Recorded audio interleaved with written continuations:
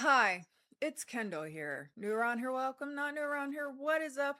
Home skillet biscuit. As of filming, my polygamous video was taken down for checks notes pornography. And the example they used for why that was my face. Just my face. I don't know if it was the red lip, but the AI girlies were not having it. They said, this is too snatched. This is too sexy. Take it off. I'm jealous. And of course, because it's AI, I appeal it and it said again, no, too hot, too sexy. So love that. Hey, stop licking yourself. That's the reason why they got me the first. I'm laughing to keep from beating someone's ass. I don't know whose ass needs to be beat, but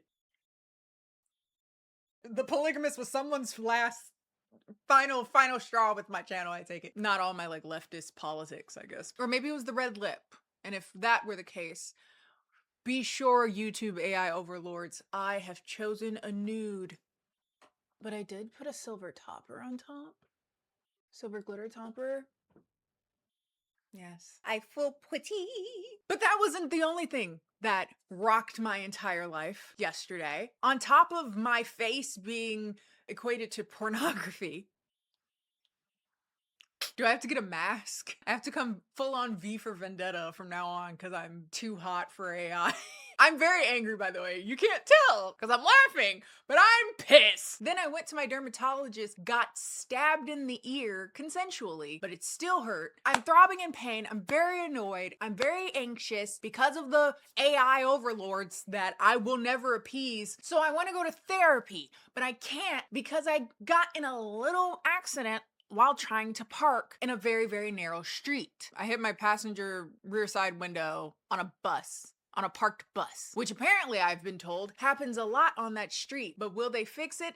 Absolutely the fuck not. Learn how to drive, Kendall, I guess. So that's $1,800 that I will now need to pay for a fucking window. Also had to wait for the police for some reason.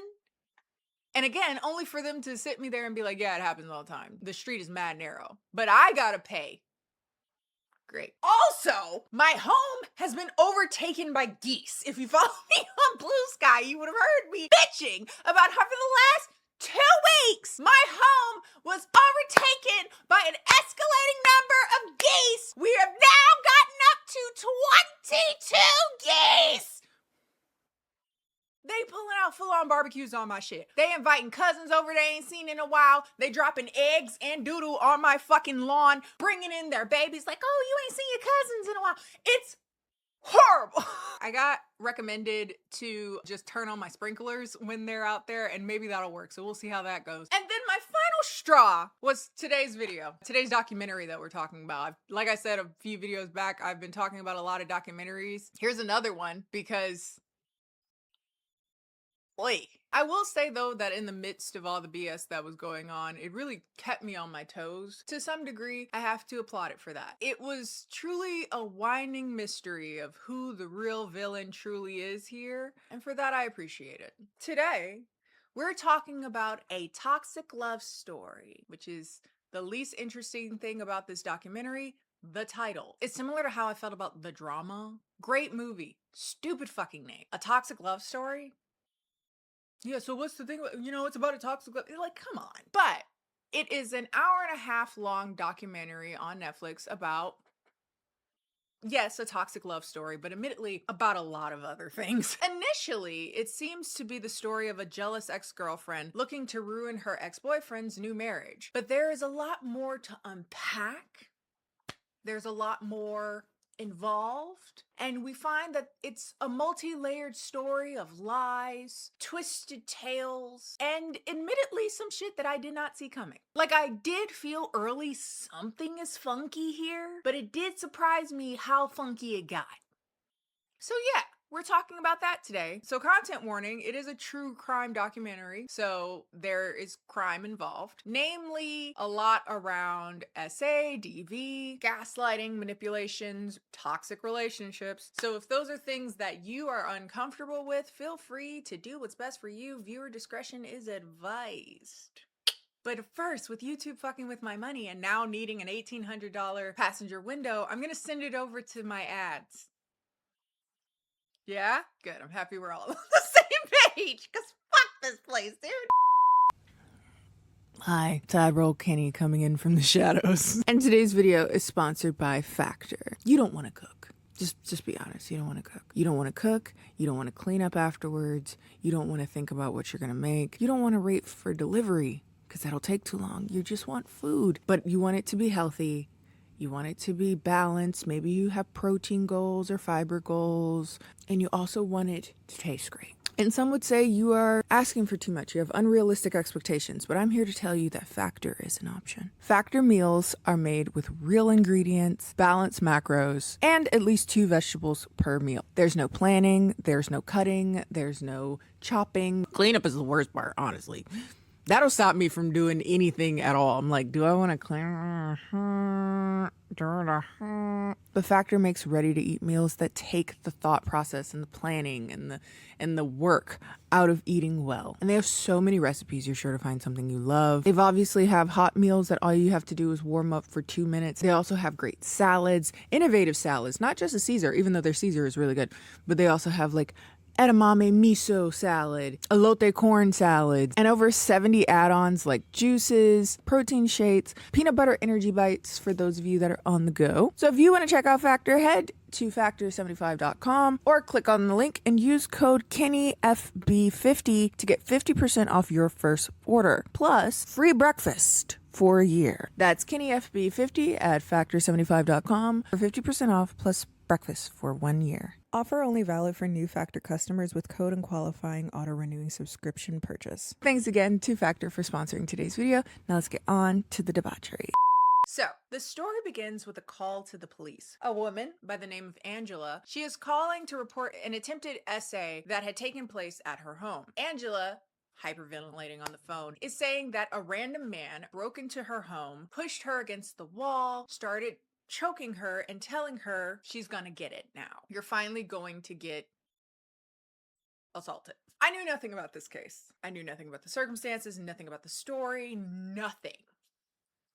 I have also seen a lot of documentaries recently, many of which have to do with people lying. And I didn't know if that was tainting my first impressions of Angela. And I also don't ever want my knee-jerk feelings to be this person claiming a horrible thing happened to them is lying. But that was my first thought. Angela is a bad actress. She's not a good actress. With that said, the documentary does a great job of trying to make us question, or at least made me question my first instinct, like, something's off about her. And something's off about this. There was something very, like, cartoonish about it in the way that she says that it happens. It felt like a movie scene more than like a crime scene. They take pictures of her face and there's a moggish nature of her, like and again, I don't want that to be my first thought. They're also taking pictures of her neck where she's claiming she was strangled, but there's no marks on her anywhere. And again, the claims of you're gonna fucking get it. But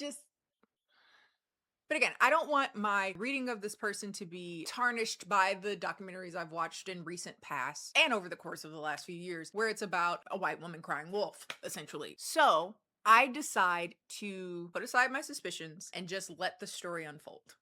Okay. But Angela would say she suspected that her husband's ex-girlfriend, or ex-fiance actually, a woman named Michelle, may have had something to do with this attempted assault. Michelle, according to Angela, had become obsessed with them since they got married and had been sending a slew of truly disgusting and disturbing emails threatening them. The threats in said emails ranged and escalated, starting off from stalking to SA, murder, kidnapping, murder and kidnapping of her unborn child or children, sending photos of decapitations, decapitated children, and other horrible things, aborted fetuses, just what? And Angela would say that her and her husband, Ian, called the police several times in reference to this Michelle, and that ultimately the police hadn't really done anything about it. Now, again, as a person who has done many a video on situations in which the police don't do shit, I don't disbelieve that. I think that's very probable that if you were in a truly dangerous situation, no one's gonna do anything until something as drastic as an attempted assault, if not outright assault. Probably not even then. Most likely murder, maybe not even then. I'm not surprised that they are saying that they've been trying to get something done with this woman who's been harassing them, but nothing has come of it. They've even gone so far as to get a restraining order against her, and that had also gone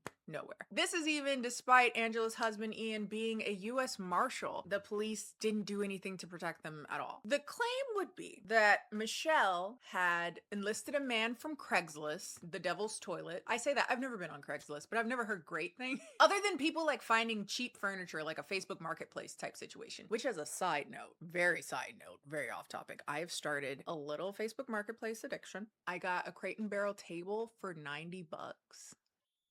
I know. Crate and Barrel tables be like easily over $1,000, $1,200, $1,500. But rich people who move in, they just want to get rid of it. So they're like, oh, take it for 90 bucks. I got a KitchenAid stand mixer that was originally like $400 or $500. I got it for 150, 140, something like that. I got a Dyson vacuum, 140 bucks. Look up how much a Dyson vacuum costs if you don't know. The claim was that Michelle had enlisted a man from Craigslist to participate in a consensual, non-consensual fantasy, a CNC fantasy. And they claimed that she had sent out Angela's address and sent out her photos claiming that she was the woman who wanted to participate in this intruder role play fantasy. They say that Michelle has been escalating her violent and stalkerish behavior for weeks now. This is the most direct and escalated attack she has had on the couple so far. But being that we're only like 3 minutes into the documentary, there's a lot more to unpack here. So strap in, baby. So let's learn about our married couple, Ian and Angela. So they met in 2016 and they are in Anaheim, California. So near one of the Disneyland, Disney, one of the big Disneys of the US over there. Ian was a US Marshal who also used to work at Disney. And Angela, I don't know if she did, now that I say that. I don't know if I ever said it. Anyway, but she was just the apple of his eye. It was clear that they were just like made for each other. They really got involved and enraptured with each other very quickly, and that should cause alarm bells. At least it does for me. They very clearly got into a very rushed relationship. The documentary is certainly clipping some timeline things, but I think it's actually funnier to consider it how they describe it, because it's literally like they meet at Starbucks, hit it off, she moves in. Like the same day. We met at the Starbucks in Anaheim. We just hit it off. And so she moved into my condo. I don't know how long it actually was until she moved in, but it's funnier to think like, wow, that conversation was crazy, wasn't it? But within 3 weeks, he's proposing. Marriage. Wow, okay. Not at all alarming at all. And within a few months, they're pregnant with twins. And I'm sitting there like, what's the rush? One of y'all dying? Like, what are we doing? And just as soon as they get into this incredibly serious relationship and expecting twins, Angela would start receiving these incredibly violent emails from a user named Lilith is Truth. And for those of you that are unfamiliar with the story or the mythology of Lilith, she's essentially an often excluded part of the story of the Garden of Eden and Adam. Essentially that she was Adam's first wife, but she fled from the Garden of Eden because she didn't want to be subjugated to Adam. Queen shit. Though through history, she's often been seen in a quite negative light, generally as promiscuous, a succubus, a lot about her fucking Satan and having demon babies, kidnapping and killing newborn children, turning into a bird harpy demon type thing. I don't know. I feel like we're demonizing women for having hobbies, and it goes all the way back to the beginning. Truly a hater on some hater shit. But the emails that she would receive often had a very strong religious psychosis lean, a lot about Satan and retribution, and ultimately the emails were very scary. There was also a lot about knowing where they lived, about knowing where she walks their dog. Now, What they show of the emails has a sort of jigsaw quality, very theatrical, this Michelle woman was. And that's not to say some truly dangerous people can't have a taste for theatrics. Hello, Kendra, unknown number. She was writing down and it was all terrible, but you could tell she was really going for the drama of it all. But again, there was just something gnawing at me about Angela and these emails. There's something so dramatic about it all in a way that feels contrived. But again, too early to say. I don't know where this is going. And I would hate to write down all these notes about how something fishy and come to find out she got stabbed or something. I don't know. Now, I think it's time to really look at Michelle a bit more. Because who is Michelle? She is Ian's ex. They were engaged, living together, sharing a condo. But according to Ian, Michelle was becoming more and more erratic and frightening to be with. In the clips that we see, at least in the documentary, he doesn't indicate that there was something going on, like a circumstance or a reason why she seemed to be having a nervous breakdown or some type of mental health emergency. But regardless, they would break up and he would get in a very sudden and serious relationship, a marriage with a new woman 4 months after breaking up with Michelle and 3 weeks after meeting Angela.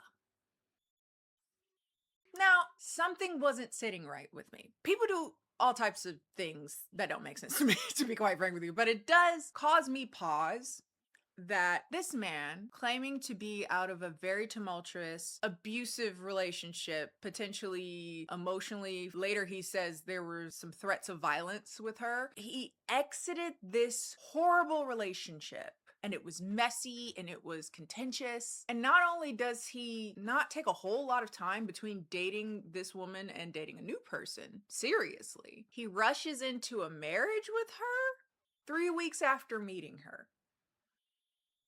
A woman that he barely knew. I don't know how to word this. My knee-jerk thought was a bit of confusion that because he was in such a contentious relationship, it seems odd to me to not only enter into a new relationship, 4 months after getting out of that relationship, which isn't that strange to me. The strange thing to me was getting into a very serious relationship to the extent that you're married within 3 weeks of meeting this woman and getting pregnant. Something didn't sit right there. There's a love bombing situation. I don't know in what direction. I don't know if it's him towards a new person or her towards him or in some way kind of a symbiotic thing, but I was just like, huh. I mean, I'm just thinking like people get cheated on and talk about how hard it is to trust and fall in love again, And he's claiming that she threatened to burn him alive. And he's like, the next person I'm dating, that is my wife. And I know that within less than a month. And in less than 4 months, we're gonna have 2 children. And again, I'm not trying to criticize the apparent victims of this horrible crime, right? But I just found both Ian and Angela weird. They're weird. They're weird. But anyway, they would claim that Michelle was revving up her harassment to such a degree that they were begging, calling the police all the time to come and arrest her, put her away, give her a restraining order, something, because this is getting far, far too dangerous. We've talked about how that is often the case, that people will say, hey, I have a stalker, I have a person who's harassing me, and the police don't do boo about it, but give you maybe a piece of paper, and that's about it. So they would eventually get the police to issue a restraining order against her, but they claimed that within an hour, she was sending the emails again. And so again, Angela and Ian are calling the police, calling the police, calling the police. It was clear that they were pleading for help, begging them to do something again about Michelle. Eventually, it would escalate to the Craigslist posts that I was referring to before. They would claim that Michelle had created a Craigslist ad looking for someone who wanted to engage in a CNC role play and used Angela's address and photos to make it happen. Now, I'm not going to go into the whole debate or around morality or harm or whatnot that can come from someone having a non-con fantasy or whether or not it's something to be shamed. Now, personally, maybe one of my less popular beliefs, but I'm very pro kink shaming. I think kink shaming is fine, but I'm also very pro choosing which kinks to shame. I'm gonna look at you weird if you like to get doodled on. But at the end of the day, you should have every right to get shat on. That's how I feel. I have the right to think it's gross. You have the right to get shat in your mouth if that's what you into. Now, to me, non-con generally is just a very roided up version of already pre-existing dynamics. It's roided up bodice ripping, and that may or may not be more than you enjoy or want to engage in. But I will say, finding niggas to do non-con stuff on Craigslist, I'ma shame that. I'm gonna shame it. Not even shame it. I'm scared. That sounds dangerous. For all parties involved. That's a fantasy where you really gotta know and really trust everybody involved. There's a lot of variables. It could be bad for all participants. There's so many ways that either party could be in a world of myriad dangers. In that people not caring or establishing safe words, miscommunication if someone withdraws consent from the non-consensual role play, you know what I mean? And in this instance, the person that you think you're engaging with is not the person you're engaging with. And if you get shot, well, you were a rapist. So anyway, so Ian and Angela call the police saying that they found these Craigslist listings, and apparently this is very confusing to me. I think this is a logistic storytelling issue, a narrative issue with the documentary itself. But for some reason, they're aware of these Craigslist ads, and Ian is talking to a man who is interested in participating in this fantasy play. And as I understand it, he says that he wanted the guy to come over so that I could sit him down and ask him questions as a US Marshal. They end up interviewing one of the men, I think the only man that got so far as to traveling over to participate in this fantasy. And he said that he drove over, and when he saw a man's name on the address, like the mailbox, he drove home because the last thing he wanted is for the husband or boyfriend to not know that she's inviting a guy over. I end up getting beat up or killed because there's a misunderstanding that there is a prior arrangement. And so he's like, fuck this, I go home. As you should. You shouldn't be doing it on Craigslist. There's gotta be a better way to do that. There's FetLife. I'd imagine FetLife would have something for you. Go to Munches. You can find somebody at a munch. I think you can find somebody. And you can also get reviews probably from other people that have participated with them. Like a Yelp review for kink play. Does that exist already? They should really look into that. Like a social, like a Yelp review for Doms. Like, oh yeah, he's a really good Dom. He's safe. He's nice. Well, not nice. Well, outside, well, you know, like outside of the spankings, he's really good at communications and the, you know. Anyway, sorry. The emails are coming in. Now the Craigslist posts, and the police really aren't doing shit. They don't have enough evidence that this has anything to do with Michelle specifically. With that said, though, in fairness, they didn't really check. They didn't interview her or question her. And even as things were escalating, they were like, eh. But the final straw came on June 24th when again, Angela would call about an attempted assault at her home in which she was knocked against a wall, choked, but got away in some way. He was wearing a black face mask, so she doesn't know anything about what he looked like. But this is all Michelle's fault.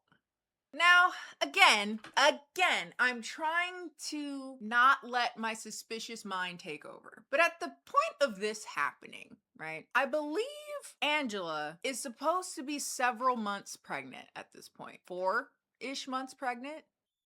She a little thing. And usually, in my experience, little things who get pregnant, it's all belly. You gonna see that shit. But no, she was flat.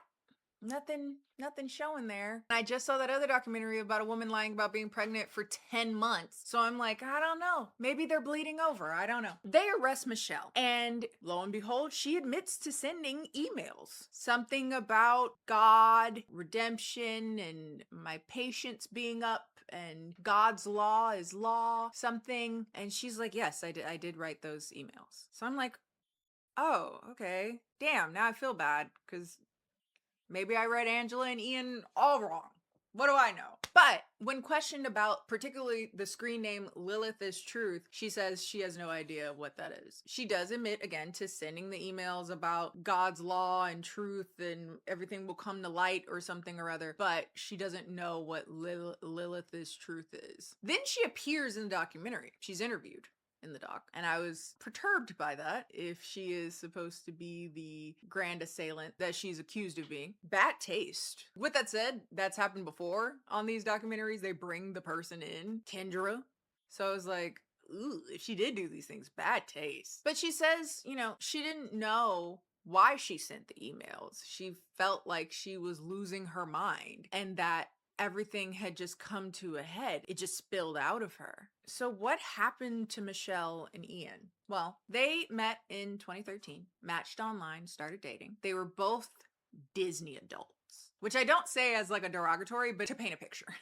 Ian worked there for several years, but they were, at least as Michelle could see, quite a fantasy romance. He was sweet and attentive. They seemed to have a great relationship, but things started to fall apart at the seams when they moved in together. They decided to buy a condo, to which she provided the down payment and he paid the mortgage. They also would get engaged, and it just felt like the natural progression of the relationship. But here we are, 3 years later, and she's being arrested for felony stalking and trying to get his new pregnant wife assaulted. It's all over the news, and she was facing up to life in prison and was sitting behind bars because she couldn't afford the $1 million bond. So at the same time that Ian and Michelle were dating, Angela had started dating a guy named Jason. They had met at a bar, they had got to chatting, and he said that he was in law enforcement. She said that she was also in a way a part of law enforcement in that she was a DOJ attorney, and their relationship would escalate quite quickly as this goes. She would move into his apartment soon after they started dating, and everything would be going well until she would receive terrible news. She would find out that she had stage 4 cervical cancer. He wanted to support her in any way that he could, but she wouldn't let him go with her to her chemo treatments. And again, real Belle Gibson, why can't we see the thing? With that said, they had a mutual friend, Mary, who got very close to Angela. And she would say she was losing a lot of weight. She was vomiting because of the chemo, presumably. She was bemoaning how she didn't feel pretty because she was losing her hair. And Mary would go so far as to cut her hair short to support her journey with chemo so that she didn't feel so alone. Only to find out that Angela wasn't losing her hair. She was always wearing beanies and caps, and she would play with the hair at the back of her neck. And she thought it was because maybe she was self-conscious because she was balding, only to find out that no, that was her pushing her hair into the beanie because it started poking out. There was one particular doctor's visit where he was adamant to go to the appointment with her. But while there, he noticed that the office just was off. It seemed like a place that wasn't actively treating cancer patients. And so he would eventually find out that she was there to get a mole on her ankle removed, not to do chemo treatment. And so when he asked about this, Angela said, oh, well, that's a part of treatment. The mole was cancerous and had to be removed as well. But the thing is, she didn't claim to have melanoma. She claimed to have cervical cancer. So Jason is like, something's weird. And so he started looking up photos that she had sent him from the hospital. And eventually, with some digging, he had to dig far into the Google search images, but eventually he did find that it was fake. He had stolen it from a man's profile that had actually undergone chemotherapy. Mary would also have her own suspicions and end up calling the treatment center that Angela was saying she was going to receive treatment, only for them to say, we don't have a patient with that name here at the Institute. They're not a patient here. So Jason and Mary would work together to get her shit out of his house. And there she would find a journal where she went on and on about how much she adores Jason and how hard the thought of leaving him behind when she dies was on her, even though she didn't have cancer and was not dying. What is it with blonde women and pretending to have cancer in these documentaries, dude? Like, what is that? They love crying. And I felt so vindicated because, again, something about the way she was like, and he grabbed my neck and he this, that, and the other. And I'm like, you're not a good actress. Something's off about you. So Jason confronted her and her lack of cancer. He also would find out in some way or another that she wasn't a lawyer either, which is a smaller thing in comparison, but also lawyer for the DOJ, you're lying about that. Lying about shit that is very Googleable. And her response to you don't have cancer is, yeah, huh? Angela, you don't have cancer. Yes, I do. Yeah, I do. You're not a lawyer. Yeah, I actually am. I actually went to school to be a lawyer. Not an attorney. Yes, I actually am. I got the law degree. I did. When confronted about these lies, she refuses to show the port from which she is supposedly receiving chemo and just ran off. And I guess that was the end of their relationship. She just disappeared into the night after lying to this group of people. So I felt very vindicated. I was like, okay, Angela's a con artist. She's one of them ones that just love to lie. So she can get people like, oh my God, and then, oh my God, are you okay? Oh, she one of them. I felt like my meter was working. Now, 8 months into Ian and Angela's relationship, Ian would call a friend of his and say that he found out that the twins are not real. She isn't pregnant. I also called that. I was like, okay. When confronted, she would leave, and Ian would say that he found fake sonograms and doctored pregnancy tests. So Ian and his friend would tell police the things that they found out about Angela and let them know what she's capable of, the things that she could lie about. She would also disappear during this time, and he would call her over and over, but didn't seem to be able to get in contact with her. And now Ian's friend is like, if she had the capacity to lie about pregnancy, did she have the capacity to lie about Michelle's emails? What else could she be lying about? So police would go asking around, looking into things that put into question Angela's credibility. And they would end up finding the ex-boyfriend Jason, who she lied to about having cancer. They would ask her about Jason and said cancer. And she would say that, yeah, she got a biopsy because they wanted to check for a suspicious mole. But other than that, no, I never had chemo. What? What are you talking about? So now we have definitive proof that she lied about the cancer thing because she's straight up telling them, what? I never had chemo. What are you talking about? Even though we, again, just saw a video of her saying, yeah, I have cancer. This is my port. Yeah. Okay. Goodbye. Ian, after finding out all these things that Angela is capable of, is brought in for questioning from the police, and he basically says he feels bamboozled that Angela did all of this, that she was so jealous of the relationship he used to have with Michelle that she wanted to get her put away and no longer be a threat to their relationship. Again, either for time constraints or just I don't know. They don't really go into specifics, but at some point they do end up believing this and believe that Michelle didn't do any of the things that they're claiming that she did. So they let Michelle out after like nearly 4 months of jail time. They drop all the charges. I guess that's good, bitch. I shouldn't have been to jail the first fucking place. I don't give a fuck that her name was cleared. People will still see her face in conjunction with hiring assailants to assault somebody. Like, you've already marred her credibility, her name. You fucked her up already. But at least she's out of jail now. And then Angela would be arrested, plead guilty to all charges, including fraud, false imprisonment, and falsely reporting a crime. And she would be sentenced to 5 years. And once she was released, she moved out of California. And then Ian would file for an annulment after she was arrested. Now, I saw Angela coming and I was like, okay, well, I guess that's the end of the story. And then I realized there were 45 minutes left.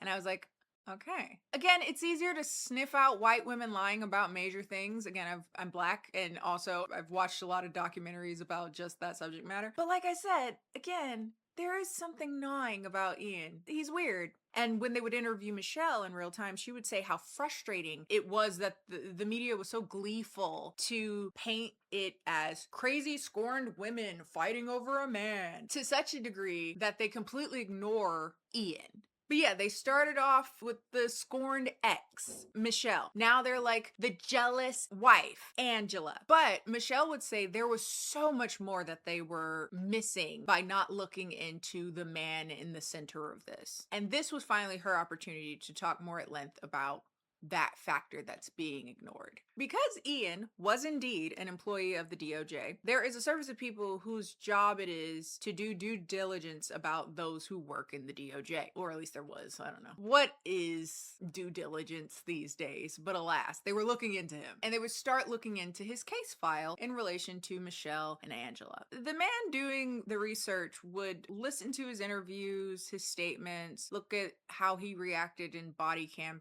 footage and look through the evidence. And interestingly, there several instances where it felt like more so than showing concern or fear about the circumstance, it seemed like he was sort of coaching Angela what to say to the police. Him feeling the need to tell the police what happened as if she wouldn't know as the victim. The last email was at 5:30? 5:33. 5:33. Oh, there was one just now. And sure, you could chalk that up to being an overprotective partner, a concerned partner, a misogynist. Just, oh, she's a woman, I need to do this for her. But it certainly stood out. Also, he seemed really adamant about Michelle getting locked up. He seemed very angry towards her. Not seemingly just because of fear, concern of things escalating, anger at the circumstances. He seemed much more focused, less on their safety and more so on her receiving justice. She needs to be locked up in a padded room. In fucking cuffs and in a padded room. That bitch and her, this, that, and the other. She needs to be locked up, crazy bitch. This ex-girlfriend of mine has it out for this woman because she fucking hates her and hates the fact that I'm not with her anymore. There was definitely this like looming vibe. But the thing is, again, we could chalk that up to just being a misogynistic douchebag. And unfortunately, being a misogynistic douchebag isn't a crime, nor does it make him a liar. But being a liar makes him a liar. Michelle would be brought in to talk about her side of things with Ian. And she would say that she felt like they were in a very wholesome relationship. But one day he woke up and said he had a fantasy. And that fantasy was seeing her have sex with another man. Now, Michelle, who is a self-proclaimed wholesome good girl that knows nothing about that, says she was very taken aback and it wasn't something that she was into. It would seem that Ian didn't take no for an answer. He would bring it up over and over and over again. If it got to such a degree that she's saying, I just don't think we're compatible, let's go our separate ways, he would backtrack, but come back with it. She would cry and tell him how uncomfortable this constant nagging and badgering about this was making her. He would start sending profiles of men online who said that they'd be interested, and eventually she would give in. I wouldn't even call it giving in. She was coerced into having sex with someone else in front of him, I believe. She was hoping that this would scratch whatever itch he seems to have and that he'd be done with it. She was very young and, again, naive, and that's something he certainly took advantage of, killing whatever innocence she had. It's unclear whether this was before or after they moved in together, but certainly moving in together was when things escalated. He would start asking more and more for her to change things about herself. Little things at first, like, oh, why don't you get your nails done? Get a belly button piercing, dressed in this way, dressed in that way, wear it when I want you to. But then it started to get more into like creepy surveillance shit. Started tracking her car. He installed security cameras only inside the house, particularly in the kitchen where he could see her. And there was a progressing roller coaster ride of emotions. One second he was doting on her, and the next thing you know, he's flirting with another woman in front of her face or screaming in her face. He'd get angry and start speeding with her in the car, screaming at her, screaming, telling her to get out of the car, and when she goes to get out of the car, he'll slam the car in her face and saying, what the fuck is wrong with you? Are you crazy? And when all of this emotional and verbal abuse was going on, they asked her, hey, did you reach out to the police at all when this was happening? And she said, no, because I thought y'all would protect him, because I did research.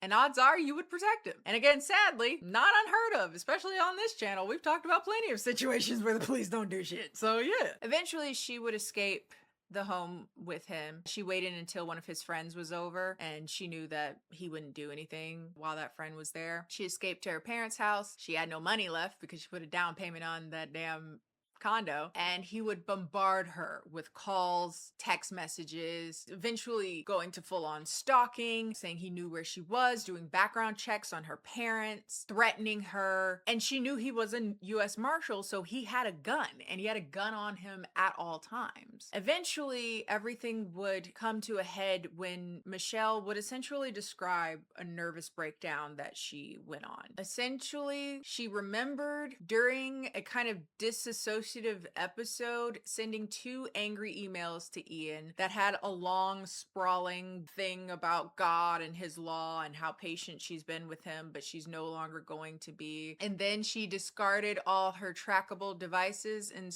just started driving. While driving, she would dissociate, have an out-of-body experience, and when she woke up 24 hours later, she was in the middle of nowhere in like a bush where a Native American family happened to see her and got her to a hospital. Come to find out, she had driven to Arizona. She didn't remember driving to Arizona. At the hospital, they would say that she seemed to have had a dissociative episode from complex PTSD in relation to her relationship with Ian. So when she was arrested for, quote, stalking Angela and read the 2 emails that she did send, they also assumed that in admitting to those emails, she would have written all the other ones, which were under this Lilith is Truth, which they're different fucking emails.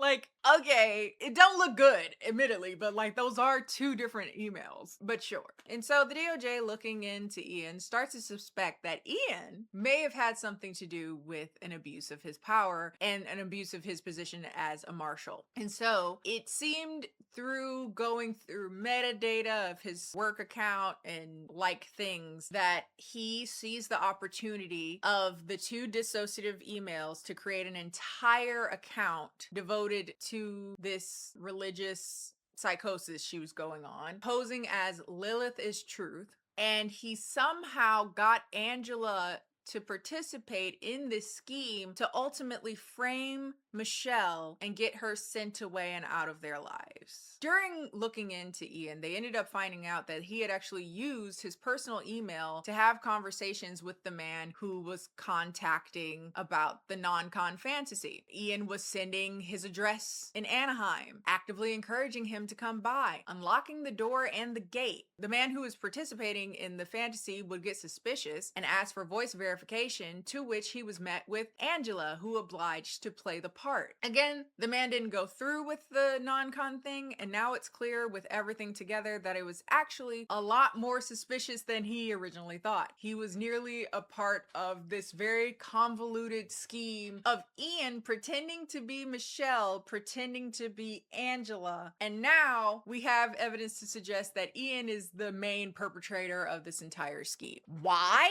Fuck if I know. The best they have is that he wanted to keep the condo. He wanted to keep the condo, and he says, I know the best way to do that. I'm gonna pretend to be Michelle, pretending to talk to you, and then we're gonna do a whole thing. It's gonna be great. And Angela's like, yeah, I don't know what she gets out of it, but sure.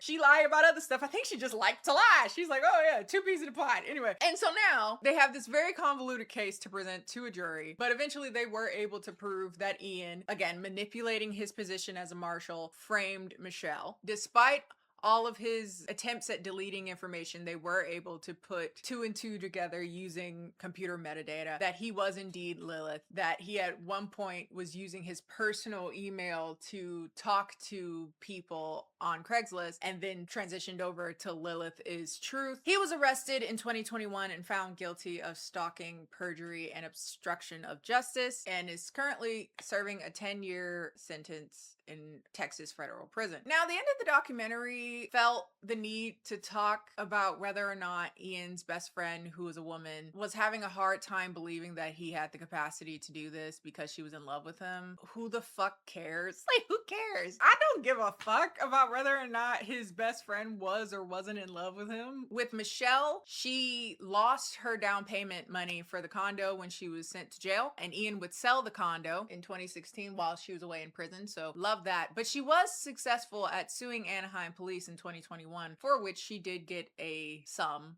that they did not specify. It better be over the price of whatever that fucking down payment was.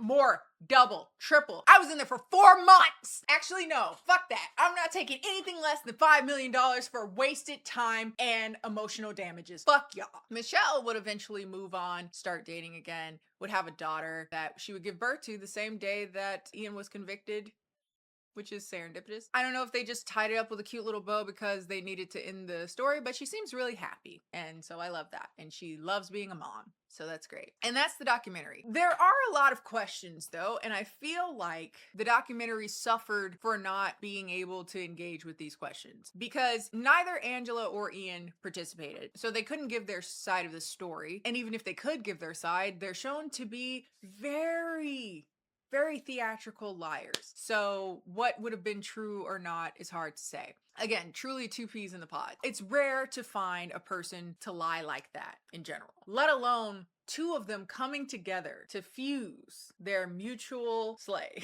I really don't understand what Angela got out of this though. Like, I don't get it. I'm so curious about the conversation that needed to be had. It seemed like both of them just really liked theatrics. They loved the love of the game. They loved the... Which is sad because you could definitely join a local theater group. Start playing D&D like normal fucking nerds do. Again, I don't understand what the conversation could have been. You know, okay, what we're gonna do is we're gonna claim that somebody came here to assault you and you're gonna tell the police that that happened, and then we're gonna blame it on Michelle, and you're gonna be so into that. It's gonna be great. And she's like, yeah, I'm into it. We're calling, blah, blah, blah. Was there a part that she thought some of it was really Michelle? And then she's like, okay, well, drastic measures. I need to lie and say that I was attacked just so that she can go to jail. I don't know. I don't think so. I think she just liked lying. I just think two lying motherfuckers came together and was like, we're gonna build something great. We're gonna do something amazing. I don't know. Man. What a load of bullshit. Well, I'm happy Michelle's out. I'm happy she seems to be happy. Really goes to show that a hating ass nigga will ruin your life. People underestimate how much a hating ass nigga will go out of their way to hate you. Hating ass niggas are dangerous. Truly. So that's all for today, folks. If you saw the documentary, what were your thoughts? Did you have suspicions? Did you see this twists and turns coming? I did and didn't. Like I said, I definitely felt like, okay, I don't know where this feeling is coming from, where I don't quite trust you, but I don't like that I don't trust you. What does that say about the state of the world? What does it say about me? What does it say about documentaries that I've seen far too many? What does it say that I was correct? Anyway, put all your thoughts down below. If you like this video, feel free to like this video. Follow me on Instagram, Bluesky, both of which are KennieJD. Follow me on my Twitch VOD channel, as well as my Twitch, NotKennieTV, and watch the 2 episodes of Ole and Kenny. We're trying to get a schedule together. We're trying to be able to film at the same time, but also you should see the cute little animated theme song that we have, because it's very cute and I love it. Ole and Kenny, yeah. Okay, anyway, love you, bye.